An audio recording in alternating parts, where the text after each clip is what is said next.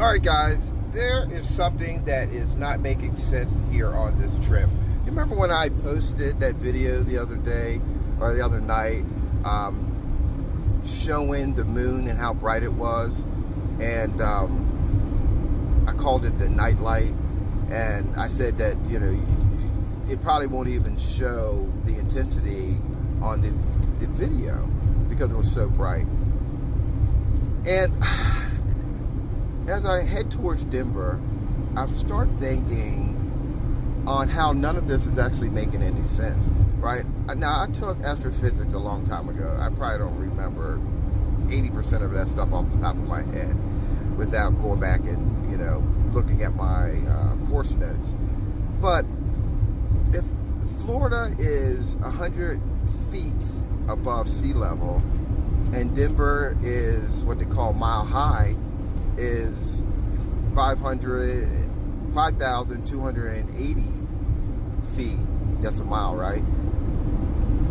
And the moon is what, 240,000 miles away from Earth. 240,000 miles away from Earth, right? That's what they tell us.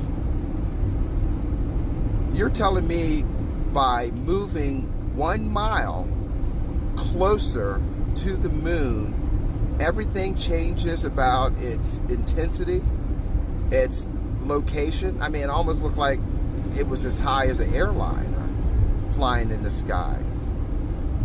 But how can something be 240,000 miles away, and by moving only 1 mile, the intensity changes? That makes no sense.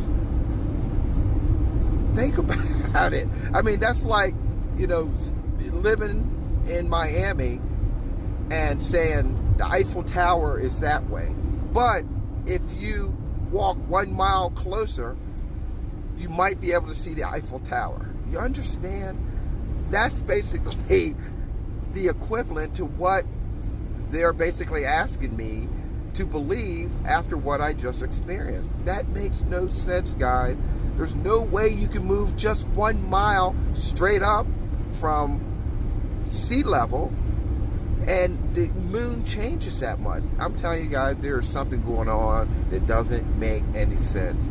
Those numbers ain't correct. And if they're lying about that, did you guys see that last image of the 3 professors that are working at universities? They all have the same name as 3 of the people who died in the Challenger crash.